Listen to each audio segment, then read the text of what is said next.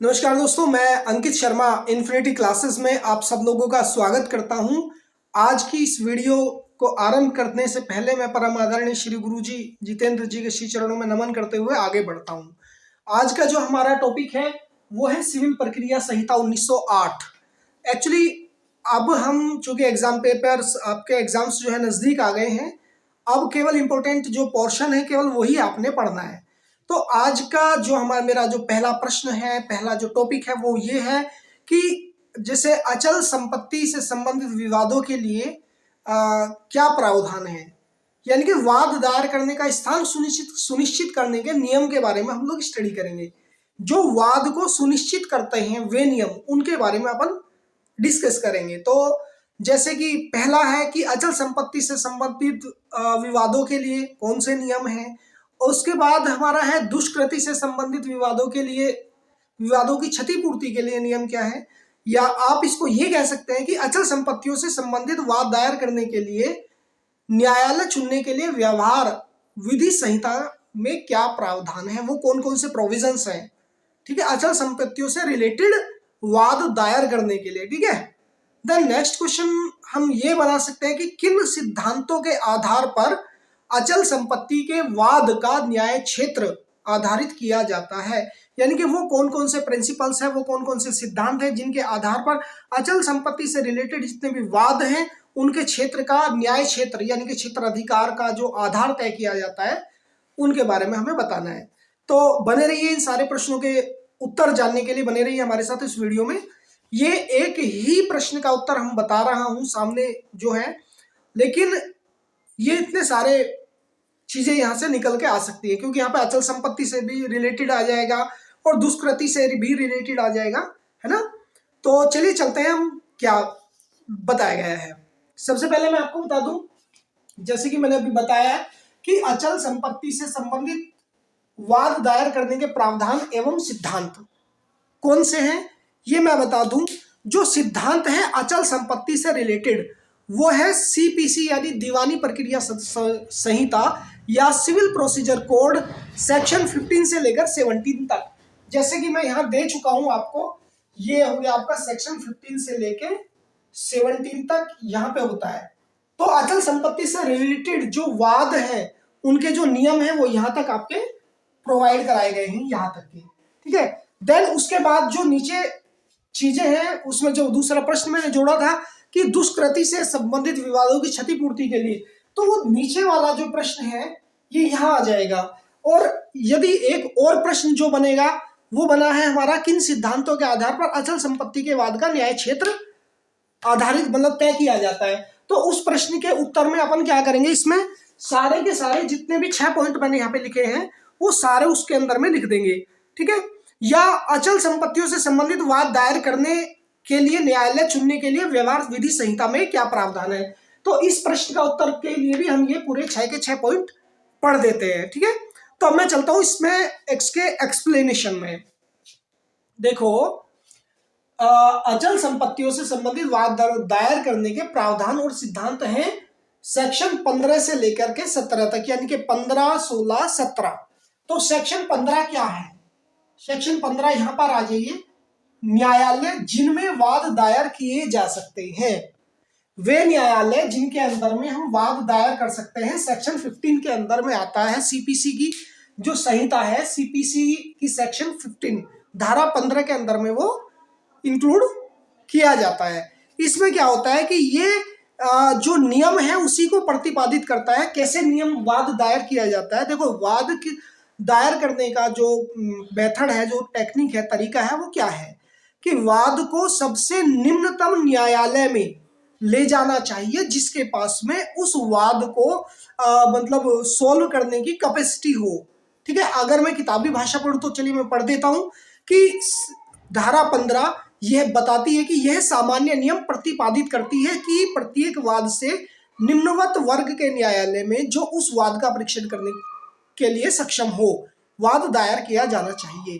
कहने का मतलब यह है कि जो लोवेस्ट ग्रेड का जो न्यायालय होता है, ठीक है, जिसके पास उस वाद के परीक्षण से संबंधित कैपेसिटी होती है, तो वहां पर वाद दायर किया जाना चाहिए, ये बताता है हमारा सेक्शन 15। ठीक है, तो अचल संपत्ति से संबंधित जो पहला नियम है फ्रेंड्स, वो आपको क्लियर आ गया होगा कि न्यायालय जिनमें वाद दायर किए जा सकते हैं, ये जो है सेक्शन 15 के अंदर में डिफाइन किया जाता है।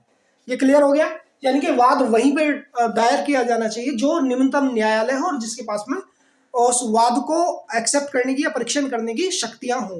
ठीक है, अब दूसरी बात हमारी ये है कि वहां वाद दायर किया जाए जहां वाद की विषय वस्तु हो। ठीक है, मान लो अगर कोई केस है देहरादून का और वो दायर कर रहे हो आप मेरठ में, तो वो तो संभव नहीं है ना। वाद वहीं पर दायर किया जाना चाहिए जहां पर उस वाद की विषय वस्तु हो। इसको हम धारा 16 के अंदर में इनसे रिलेटेड जो प्रोविजंस है वो बताए गए हैं दोस्तों। तो धारा 16 क्या कहती है, इसको हम समझाते हैं किताबी भाषा में। आर्थिक या किसी कानून द्वारा निर्धारित अन्य प्रतिबंधों के अंतर्गत कुछ वाद हैं उस न्यायालय में दायर किए जाने चाहिए जिसके क्षेत्राधिकार की स्थानीय सीमाओं के अंदर संपत्ति स्थित हो, जिसके क्षेत्राधिकार के अंतर्गत में वो संपत्ति स्थित हो। जैसे लगान या लाभों के सहित या लाभ से रहित अचल संपत्ति की पुनः प्राप्ति हेतु। मान ले आप में से कुछ लोग किसान भी होंगे, लगान देते होंगे, एक पर्ची कटवाते होंगे। अगर आप लगान नहीं भरते हैं तो मतलब गवर्नमेंट अपनी जो प्रॉपर्टी है उसको आपसे वापस ले लेती है। तो अब इससे रिलेटेड जो केस होगा कहाँ लड़ोगे, मान लो जहां के आप रहने वाले हो, जिस क्षेत्र के जो स्थान आपका बनता है वहीं पर वो केस लड़ोगे, किसी अन्य में नहीं जाओगे। ठीक है, और दूसरी बात है अचल संपत्ति के विभाजन के लिए। मान लो कोई अचल संपत्ति है, अगर वहां का बंटवारा करना है तो वो वही आपने बंटवारा करना है, वही वो वाद डालना है जहां पर वो उसकी विषय वस्तु उपस्थित हो, स्थित हो। ठीक है, तो और कौन कौन सी चीजें आती है इसके अंदर में, एक ये आता है कि अचल संपत्ति में किसी अन्य अधिकार या हित के निश्चय करने के लिए जो वाद दायर किए जाएंगे वही किए जाएंगे जहां पर उसकी विषय वस्तु स्थित होगी। ठीक है, और अचल संपत्ति के प्रति दोष के मुआवजे के लिए वही किए जाएंगे, और वास्तविक रूप से कुर्क या कुर्की के अंतर्गत चल रहे संपत्ति के वाद की पुनः प्राप्ति के लिए, उस संपत्ति को पुनः प्राप्त करने के लिए जो भी वाद हैं, जो भी केसेस हैं, वो वही डाले जाएंगे जहां पर उसकी जो विषय वस्तु होती है वो स्थित हो। क्योंकि यहाँ पे पहले लिखा गया वाद वहां दायर किया जाए जहां वाद की विषय वस्तु हो, धारा 16 सीपीसी की धारा 16 के अंदर में। ठीक है, अब धारा 16 एक चीज और बताती है, जो आपने ध्यान रखना है कि धारा 16 का मतलब ये होता है कि जो अचल संपत्ति है, अचल संपत्ति कहाँ हो, यानी कि भारत में। भारत में अचल संपत्ति को धारा 16 दोस्तों डिफाइन कर देती है। सही है, अब हम आपको बताने वाले हैं अगला पॉइंट हमारा, ऐसी अचल संपत्ति के लिए, ऐसी अचल संपत्ति के लिए वाद जो विभिन्न न्यायालयों के क्षेत्राधिकार के अंदर स्थित हो। धारा 17 ये बहुत टिपिकल सा भी है और अच्छा भी है, क्योंकि अलग ऐसा होता है कि एक ही वाद को निर्धारित करने के लिए कई न्यायालय ऐसे होते हैं जो उसमें डिसीजन देने का या उसको वाद को एक्सेप्ट करने का या परीक्षण करने का, एग्जामिनेशन करने का जो पावर्स रखते हैं। ठीक है, तो इसमें और क्या क्या हो सकता है, इसमें मान लो कोई ऐसी संपत्ति है जो किसी अन्य न्यायालय के क्षेत्राधिकार के अंतर्गत भी आती है, तो उस दशा में उस न्यायालय को उस वाद दायर करने का, जो वादी को वाद दायर करने का उस न्यायालय में अधिकार होगा। कई बार ऐसा होता है, मान लो 2 डिस्ट्रिक्ट होता है, 2 डिस्ट्रिक्ट की जो सीमाएं हैं उन पे कुछ प्रॉपर्टी होती है, आधी इस जिले में आधी उस जिले में, तो वो दोनों किसी भी डिस्ट्रिक्ट में उसको डाल सकते हैं, बशर्ते नियम ये होना चाहिए कि जो वाद का विवाद है वस्तु के मूल्य के बारे में न्यायालय को संपूर्ण दावे का जो परीक्षण करने का आर्थिक क्षेत्राधिकार प्राप्त हो जाना चाहिए। यानी कि वही न्यायालय इसको करेगा जिसके पास में आर्थिक क्षेत्राधिकार प्राप्त होगा। तो मेन बात इसमें ये है। अब हम दोस्तों बात करेंगे अपने पॉइंट नंबर 4 के बारे में। जैसे कि पॉइंट नंबर 4 है हमारा वाद लाने का स्थान। अब इसमें पॉइंट नंबर 4 में जो दुष्कृति से रिलेटेड भी है, हालांकि संपत्ति से ही रिलेटेड है, पूरा का पूरा जो क्वेश्चन है पहले मैं डिफाइन कर चुका हूं।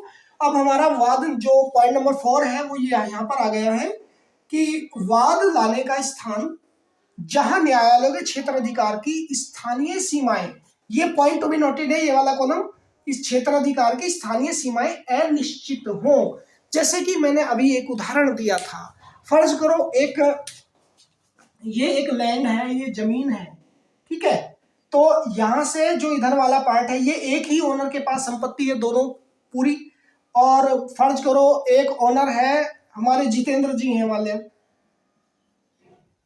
ठीक है, अब इन्हीं के पास जो है ये पूरी प्रॉपर्टी है, आधी तो आ रही है मुजफ्फरनगर में, ठीक है, और आधी आ रही है ये मेरठ में।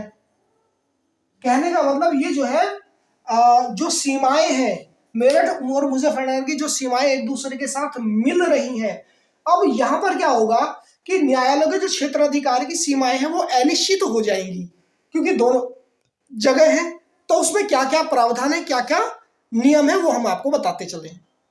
तो इस प्रकार के जो पॉइंट्स होते हैं उनमें क्या कंडीशंस होती है, जहां पर अनिश्चित दो या दो से अधिक न्यायालयों में से किसी न्यायालय के क्षेत्राधिकार की स्थानीय सीमाओं के भीतर कोई अचल संपत्ति स्थित होती है, तो इस बात से संतुष्ट होने पर कि अनिश्चितता के लिए आधार है, उनमें से कोई भी न्यायालय इस प्रभाव का कथन अभिलेखित करके उस संपत्ति के बारे में कोई भी वाद की कार्यवाही और उसका निपटारा कर सकता है।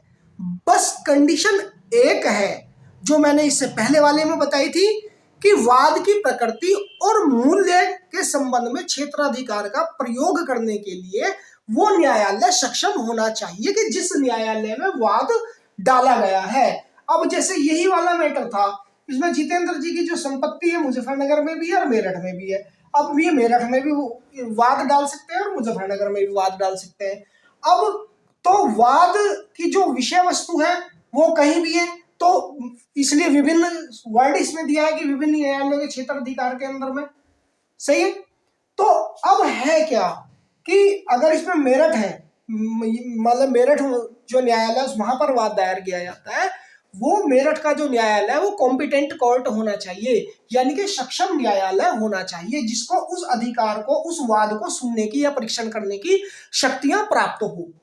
तो ये चीजें हैं भाई। अब अगला जो पॉइंट है मैं लेकर चलता हूं आपको, व्यक्ति या चल संपत्ति के प्रति अपकृत्यों के मुआवजों के लिए वाद। अब इसमें दोस्तों ये वाला जो पांचवा पॉइंट है यहां पर आ जाइए। देखो, किसी व्यक्ति के लिए या चल संपत्ति के लिए जो होते हैं वो अपकृत्य होते हैं। अपकृत्य यानी कि रॉन्गफुल एक्ट, यानी कि किसी के अधिकारों को इन्फ्रेंचमेंट कर लेना, किसी के हक को छीन लेना, ये होता है हमारा क्या क्या कहते हैं इसको, टोर्ट, ठीक है। तो अब यहां क्या होता, जो टोर्ट किया जाता है चल संपत्ति के साथ हमेशा टोर्ट किया जाता है या व्यक्ति के साथ में टोर्ट किया जाता है, मनुष्य के साथ में। अचल संपत्ति का तो टोर्ट का मतलब ही नहीं होता, ठीक है। तो अब क्या होगा, व्यक्ति या चल संपत्ति के प्रति किए गए अपकृत्यों के मुआवजों के लिए वाद धारा 19 के अंदर में बताई गई है, ठीक है। तो धारा 19 क्या कहती है, चलिए चलते हैं। धारा 19 तो ये बताता है भाई कि मान ले एक व्यक्ति किसी और न्यायालय के क्षेत्राधिकार के अंतर्गत रहता है और उसके साथ में वहां पर कोई टोर्ट किया गया है, जबकि उसका जो मूल निवास है, जो जहां पर वो मतलब परमानेंट रहता है, फर्ज करो उदाहरण ले लें, अभी मैंने ये बताया जी, ये तो हो गया मुजफ्फरनगर दिख रहा, और ये हो गया महोदय मेरठ, दो चीजें होगी। अब एक व्यक्ति है, मान ले जितेंद्र ही है एक व्यक्ति, ठीक है, जितेंद्र जी, तो ये जो है मान ले फर्ज करो मेरठ में ये जॉब करते हैं, ये करते हैं मेरठ में जॉब। अब इनके अधिकारों को मेरठ में छीन लिया गया, इनको कोई काम करने से रोक दिया गया, ठीक है। अब रहते तो ये मुजफ्फरनगर में, तो ये जो है मुजफ्फरनगर में भी उस वाद को, जहां ये रहते हैं उस वाद को चला सकते हैं, वाद को ला सकते हैं मुजफ्फरनगर में भी। तो यहां पर इसका मतलब यही है, भले ही किसी भी न्यायालय के क्षेत्राधिकार के, किसी भी न्यायालय की स्थानीय सीमाओं के अंदर में कोई अपकृत्य किया जाता है, कोई रॉन्गफुल एक्ट किया जाता है, तो वो व्यक्ति अपने जहां पर वो रहता है उस न्यायालय के क्षेत्र अधिकार के अंतर्गत वाद को ला सकता है, वाद को चला सकता है। जब जैसे मान के चलो एक आदमी है महराज रहता है जी मुजफ्फरनगर में, दूसरा आदमी है कंवरपाल, यानी कि वो रहता है मेरठ में। अब महराज जो है कंवरपाल को पीट देता है, ठीक है। तो होता क्या है, जो कंवरपाल है या तो मेरठ में वाद चला सकता है या मुजफ्फरनगर में वाद चला सकता है। इसके लिए जरूरी नहीं कि जहां पर उसके साथ में टोर्ट कमिट किया गया है वहीं पर ही केस चलाया जाए, वो किसी भी न्यायालय में केस को चला सकता है, ठीक है। या एक चीज और है, मतलब एक आदमी है जो मतलब मेरठ में रह रहा है और उसने बी के अगेंस्ट जो है अपमानजनक लेख प्रस्तुत कर दिया गया है जो सही नहीं है, तो वो या तो मेरठ में या सहारनपुर में क्षतिपूर्ति का दावा कर सकता है। मेरठ या मुजफ्फरनगर में जोन से भी जिले में वो रह रहा, वहां पर क्षतिपूर्ति का दावा जो है दोस्तों वो कर सकता है। तो ये चीज आपकी समझ में आई होगी। अब भैया बात है हमारी अगली धारा 20, अन्य वाद उस स्थान पर दायर किए जाए। किस स्थान पर? उस स्थान पर दायर किए जाए जहां व्यक्ति रहता है या वाद का कारण उत्पन्न होता है। वे कौन कौन से वाद हैं जो व्यक्ति डाल सकता है कि वो जहां रहता है और जहां वो उस वाद का कारण उत्पन्न होता है। मान लिया किसी व्यक्ति के मौलिक अधिकारों का हनन किया गया है कहीं पे, तो वो कहां पर किया गया है। तो आइए इसमें क्या क्या प्रावधान है उसकी ओर हम लोग चलते हैं। तो दोस्तों इसमें जो नियम है वो ये है, फर्ज करो एक व्यक्ति है जो मेरठ में रह रहा है और मुजफ्फरनगर में उसने व्यापार चला रखा है, तो अगर उसके साथ में कोई प्रॉब्लम हो जाती है तो वो जो है वाद कहां पर चलाएगा? जहां पर वो वाद का कारण उत्पन्न हुआ है। मान लो मेरठ में हुआ है तो मेरठ में वो वाद चलाएगा, अगर मुजफ्फरनगर में हुआ है तो मुजफ्फरनगर में वाद चलाएगा, ठीक है। तो इसमें एक उदाहरण और हम पेश कर देते हैं। फर्ज करो एक बंदा है जिसका नाम है ए, ये समझ में आ रहा, और एक बंदा है जिसका नाम है बी। जो ए है ये वाले कलकत्ता, ए जो है कलकत्ता में एक व्यापारी है और बी जो है दिल्ली में व्यापार करता है। ये कहां का है जी? बी जो है दिल्ली में व्यापार कर रहा है, ठीक है। तो ये जो बी है अपने एजेंट सी के द्वारा ए से माल खरीदता है। बी जो है अपने एजेंट सी के माध्यम से ए से माल खरीदता है। अब बी के द्वारा ए को भुगतान नहीं दिया गया है, ठीक है। अब होता क्या है कि जो ए है या तो कलकत्ता में वाद चला सकता है, क्योंकि वाद का जो कारण है उसने कलकत्ता से माल दिया, पैसा इसको मिला नहीं, यहां नहीं मिला, यहां से भेज सकता है कि नोटिस भेज सकता है कि भैया हमारा भुगतान दो। या वो जाकर के दिल्ली में भी वाद चला सकता है, क्योंकि वाद का जो कारण है वहां पर भी दर्शित होता है, क्योंकि दिल्ली वाले व्यक्ति ने जो है पैसे का भुगतान नहीं किया, ठीक है। तो ये दोनों स्थितियों में ये समझ में आई होगी आपको कि अन्य वाद उस स्थान पर दायर किए जा सकते हैं जहां व्यक्ति रहता है या वाद का कारण उत्पन्न होता है। धारा 20, तो धारा 20 जो कहती है वाद के कारण के उत्पन्न होने के बारे में कहती है। अब इसको एक बार से क्विक रिकैप कर लेते हैं। यहां तक का जो मामला था धारा 1 से लेके 3 तक के जो मामला था वो अचल संपत्ति से रिलेटेड है तो सारे ही ये बता रहा है न्यायालय के वाद दायर करने के क्षेत्र अधिकार के बारे में पूरा जो क्वेश्चन है कि यह किन न्यायालय में वाद को ले जाया जा सकता है, उसके ले जाने के जो प्रावधान और सिद्धांत है वो क्या क्या है, क्योंकि मैंने यहाँ पे लिख दिया भाई वाद को ले जाने के प्रावधान और सिद्धांत क्या क्या है, ठीक है। तो न्यायालय जिनमें वाद दायर किए जा सकते हैं धारा 15, यानी वाद कहां पर दायर किए जा सकते हैं? जहां पर जो न्यायालय सबसे छोटा जो न्यायालय है जो कॉम्पिटेंट हो, सक्षम हो, जिसे उसका परीक्षण करने का अधिकार हो पूर्ण। तो धारा 15 में सबसे, ये नहीं कि पहले हाई कोर्ट में ही ले जाओ या सुप्रीम कोर्ट में ले जाओ, वहां ले जाओ लोएस्ट कोर्ट में, सबसे निम्नतम वर्ग में। दूसरा, वहां वाद दायर किया जाए जहां वाद की विषय वस्तु हो, ठीक है। वाद फर्ज करो भारत में प्रॉब्लम है, वाद दायर करे जाकर अमेरिका में, तो वो तो चलेगा नहीं। तो वाद कहाँ दायर करना, जहां वाद की विषय वस्तु, मान लो कोई संपत्ति है, संपत्ति मेरठ में, वाद जाकर दायर कर रहे हैं आप सहारनपुर में, तो ऐसे थोड़ी ना चल जाएगा भाई। सही है, तो वाद की विषय वस्तु कहाँ होनी चाहिए, जहां पर वाद हमें डालना है। तीसरी बात, ऐसी अचल संपत्ति के लिए वाद जो विभिन्न न्यायालयों के क्षेत्र अधिकार के अंतर्गत में आता हो, धारा 17। जैसे कि मैंने उदाहरण दिया था जितेंद्र का, कि इसका जो खेत है ये अचल संपत्ति वही है, खेत खाद से जो हो ये तो अचल संपत्ति है। तो अब ये वाद कहाँ करेगा, जो क्षेत्र अधिकार के अंतर्गत में। अब क्षेत्र अधिकार अंतर्गत तो मेरठ में भी है जी और मुजफ्फरनगर में भी है, लेकिन इन दोनों में से कोई भी न्यायालय उस वाद को अपने न्यायालय में मतलब सुन सकता है, बशर्ते उसके पास जो है उसको परीक्षण करने की सक्षमता होनी चाहिए। तो ये बताता है धारा 17। वाद लाने का स्थान, जहां न्यायालयों के क्षेत्र अधिकार की स्थानीय सीमाएं अनिश्चित हों, अनिश्चित जहां पर पता ना हो कि कहां कौन सी है, वहां पर वाद लाने के जो अधिकार है वो धारा 18 के अंदर में दोस्तों बताई गई है। ठीक है, अब व्यक्ति या चल संपत्ति के प्रति अपकृत्यों के मुआवजों के लिए वाद, जो कोई व्यक्ति है या चल संपत्ति है उनमें जो टोर्ट कमिट किया जाता है तो वो धारा 19 के अंदर में बताया गया है, यानी कि किसी के अधिकारों को मार देना। अब अन्य वाद उस स्थान पर दायर किए जाए जहां व्यक्ति रहता है या वाद का कारण उत्पन्न होता है। कहां वाद बना, उसका कारण क्या है। तो दोस्तों ये हमारा एक बहुत इंपॉर्टेंट क्वेश्चन है, ये वैसे इंपॉर्टेंट क्वेश्चन है ये मेरा। ठीक है, अब आगे चलते हैं। तो भाई बोर होने की कोई जरूरत नहीं है, कुल मिलाकर बात ये है, आज हम जो है संपत्ति का जो टॉपिक है उसको क्लियर कर लें।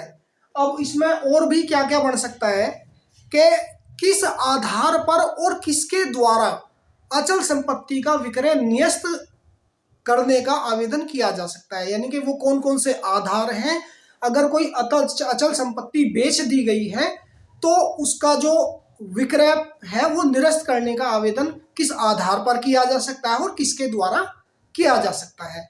यह है जी प्रश्न, इजीली समझ लो। और दूसरा ये बन जाएगा कि क्या डिक्री के निष्पादन में अचल संपत्ति को बेचने से रोका जा सकता है, यदि ऐसा है तो किसके द्वारा उसे रोका जा सकता है। सही है, इतनी बात समझ में आई। तो मैं बता दूं, अचल संपत्ति देखो, डिक्री अगर आपने नहीं पढ़ा है तो पहले डिक्री को समझ लो भाई, डिक्री समझना बहुत ज्यादा जरूरी है। अगर डिक्री क्लियर नहीं है तो ये क्वेश्चन क्लियर नहीं होगा। तो चलिए चलते हैं, अचल संपत्ति का विक्रय निरस्त किए जाने के लिए आवेदन के आधार। सीपीसी यानी कि दीवानी प्रक्रिया संहिता या सिविल प्रोसीजर कोड आदेश नंबर 21 और नियम नंबर 89, 90 और 91, 89, 90, 91 के अनुसार अचल संपत्ति की जो बिक्री होती है उसको सेट असाइड किया जा सकता है, यानी कि उसको निरस्त किया जा सकता है। तो नियम नंबर 89, भैया बात यह है 89 जो नियम है ये क्या कहता है, ये कहता है कि अगर कोई संपत्ति डिक्री के निष्पादन में बेची गई हो, वहां पर कोई भी व्यक्ति जो बेची गई संपत्ति में विक्रय के समय या आवेदन करने के समय किसी हित का दावेदार हो या उस व्यक्ति की ओर से या उसके हित में कार्य करते हुए कोई भी व्यक्ति उस बिक्री को निरस्त किए जाने के लिए कुछ शर्तें हैं उनके अकॉर्डिंग आवेदन कर सकता है। कैसे, मान के चलो एक संपत्ति है ए की और उसके 3 बालक हैं या 3 भाई हैं, भाई मान लो 3 भाई हैं उसके, और उसके पिता की संपत्ति है। तो ए जो है अपने पिता से उस संपत्ति को भी मतलब बिकवा तो सकता है, लेकिन उसमें वो मतलब ऑब्जेक्शन लगा सकते हैं कि भाई इसमें हमारा भी हिस्सा है, हमारा भी अधिकार है। तो वे कौन कौन से कंडीशन है जिन शर्तों के अकॉर्डिंगली आवेदन किया जा सकता है, यानी कि हित रखने वाला व्यक्ति जिसका उस संपत्ति में जो बेची गई है उस संपत्ति में अगर किसी व्यक्ति का हित होता है तो उस दशा में, यानी कि यहां लिख लो कि संपत्ति में हित, संपत्ति में हित वाला व्यक्ति जो है आवेदन दे सकता है, संपत्ति में हित वाला व्यक्ति आवेदन दे सकता है। ठीक है, संपत्ति के क्रेता को भुगतान करने के लिए क्रय का जो, फर्ज करो एक व्यक्ति जमीन खरीद रहा है, संपत्ति खरीद रहा है, तो उसे उस क्रय का 5% न्यायालय में जमा करना होगा। ठीक है, यानी कि क्रय का 5% जो है कोर्ट में जमा करेगा, न्यायालय में उसे जमा करना पड़ेगा। ठीक है भाई। और दूसरी बात यह है कि जो बिक्रीदार है उसको भुगतान करने के लिए वो धनराशि जो बिक्री की घोषणा पत्र में निर्धारित की गई थी और जिसकी वसूली के लिए बिक्री की गई थी, उनमें से वो धनराशि घटा दी जाए जो बिक्रीधारी की घोषणा के बाद प्राप्त कर चुका हो। मान ले जो 5% है वो धनराशि घटा करके। ठीक है। और जो नियम नंबर 90 है, यदि कोई व्यक्ति नियम नंबर 90 के अंतर्गत बिक्री निरस्त करने के लिए आवेदन करता है तो उस नियम के अंतर्गत उस व्यक्ति के जो आवेदन की पैरवी नहीं हो पाएगी जब तक कि वो आवेदन को वापस नहीं लेगा। अब नियम नंबर 90 क्या है? तो संपत्ति के नियम नंबर 89 तो समझ में आया भाई। 89 नियम ये कहता है अगर किसी व्यक्ति का जो हित है उस संपत्ति में है, जो संपत्ति बेची गई है, तो वो उसमें आवेदन दे सकता है उसकी बिक्री के निरस्त करने के लिए। ठीक है। और संपत्ति के क्रेता को जो भुगतान करने के लिए 5% न्यायालय में जमा करना पड़ेगा और बिक्रीदार को भुगतान करने के लिए जो है जो पेमेंट है वो 5% के जो उसको घटा करके जो भी वो खर्चा आया, जो बिक्री के लिए किया गया था घोषणा पत्र में जो खर्चा आया, उस खर्चे को काट करके बाकी की रकम जो है वो प्राप्त कर चुका होना चाहिए जो बिक्रीधारी है। ठीक है। अब नियम नंबर 90 सही। अब नियम नंबर 90 क्या है दोस्तों? 90 के अंतर्गत क्या होता है जहां, तो नियम नंबर 90 क्या कहता है, अगर कोई संपत्ति कपट के द्वारा किसी क्रेता द्वारा ली गई हो और विक्रेता द्वारा दी गई हो, तो वहां पर कपट के द्वारा होने पर वो व्यक्ति जिसका हित समाहित है उस संपत्ति में, वो जो है वहां पर आवेदन कर सकता है उस बिक्री को रुकवाने के लिए। ये कहता है जी नियम नंबर 90। क्लियर। अब बात करेंगे हम नियम नंबर 91 के बारे में बात। नियम नंबर 91। तो नियम नंबर 91 क्या कहता है कि बिक्री के निष्पादन में अचल संपत्ति की बिक्री के समय का क्रेता ऐसी बिक्री को इस आधार पर रद्द कराने के लिए न्यायालय में आवेदन कर सकता है कि बिक्री की गई संपत्ति जो बेची गई है उसमें निर्णीत ऋणी का कोई बिक्री योग्य हित नहीं है। मान लो अगर कोई ऋणी है, उसका जो है ऋण नहीं चुका पाया है और उसमें उसका जो है योग्य हित नहीं है बिक्री योग्य, तो वहां पर वो उसको चैलेंज कर सकता है और जो है बिक्री को जो निष्पादन है या विक्रय पत्र जो है उसको निरस्त कराने की जो है मांग कर सकता है। सही है। कहने का मतलब क्या है कि 89 में तो संपत्ति के हित वाला व्यक्ति जो है, 90 में कपट के द्वारा जो है, और 91 में अगर उस संपत्ति पर, सीधी भाषा में कह दो, अगर उस संपत्ति पे जो है ऋण है, पहले कोई अपनी जमीन बेचना चाह रहा है उस पर ऋण है, पहले तो उसको ऋण जमा करना पड़ेगा, लोन जमा करना पड़ेगा। और जो व्यक्ति लोन जमा कर रहा है अगर उसका उसमें हित योग्य हित नहीं है तो वो व्यक्ति भी उसमें जो है एप्लीकेशन के द्वारा उसको रुकवा सकता है। ठीक है। तो ये 3 अवस्थाएं हैं, 1 2 3। इन तीनों अवस्थाओं के द्वारा न्यायालय में जो न्यायालय से प्रभावित व्यक्ति हैं उनको नोटिस दे करके बिक्री को रद्द किया जा सकता है, जो कि नियम नंबर 92 क्लोज 2 के अंदर में आ जाता है। जो नियम नंबर 92 की क्लोज 2 है उसके अंदर ये बात आ जाती है। तीनों अवस्थाओं में ये अधिकार प्रदान करता है। अब बात करते हैं दोस्तों, एक और हमारा वैलिड पॉइंट निकल के यहां पर आता है कि भैया जो मतलब किसके द्वारा अचल संपत्ति का विक्रय निरस्त करने का आवेदन किया जा सकता है। वो कौन व्यक्ति है जिसके आवेदन के द्वारा बिक्री की गई संपत्ति को जो है निरस्त किया जा सकता है या आवेदन दिया जा सकता है निरस्त करने का। ठीक है। तो वे व्यक्ति हैं ये सबसे पहली बात तो यह है दोस्तों कि कोई ऐसा व्यक्ति जो डिक्री के निष्पादन में बेची गई संपत्ति में बिक्री या आवेदन करने के समय किसी हित का दावेदार हो। कहने का मतलब अगर डिक्री बन गई है और उसमें कोई संपत्ति बेची गई है और उसमें किसी हित का दावेदार हो तो वो व्यक्ति आवेदन कर सकता है। यानी कि हम कह सकते हैं कि आवेदन कौन कर सकता है, यहां पे था कौन कर सकता है, कर सकता है। कौन करेगा जी? जो यानी कि जिसका हित उस संपत्ति में हो, ठीक है, यानी कि हित का दावेदार। ये समझ में आई जी बात। अब दूसरी बात, डिक्रीधारी या क्रेता या अन्य कोई भी व्यक्ति जो धारा 73 के अंतर्गत संपत्ति के विभाजन में अनुपातिक दर पर हिस्सा पाने का अधिकारी हो तो जिनके हित बिक्री द्वारा प्रभावित होते हैं, यानी कि हित प्रभावित बिक्री द्वारा होते हैं, जिनके हित बिक्री के द्वारा प्रभावित होते हैं वो व्यक्ति जो है इसमें एप्लीकेशंस दे सकते हैं।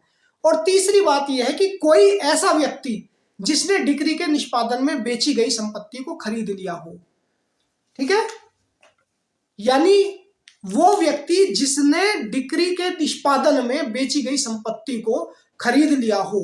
तो ये 3 तरह के लोग हैं जो आवेदन कर सकते हैं, सेट असाइड कर सकते हैं विक्रय पत्र को जो संपत्ति बेची गई है। दोस्तों अगर हालांकि थोड़ी सी परेशानी ये आ रही कि आजकल कोर्ट ज्वाइन कर लिया है तो समय कम मिल पा रहा और थोड़ी लाइटिंग भी हमारी अभी हो जाएगी। आज ये सेटअप बनाया आप लोगों की डिमांड पे नया, तो आ जाएगी लाइट वाइट की व्यवस्था, तो सही से हो जाएगा।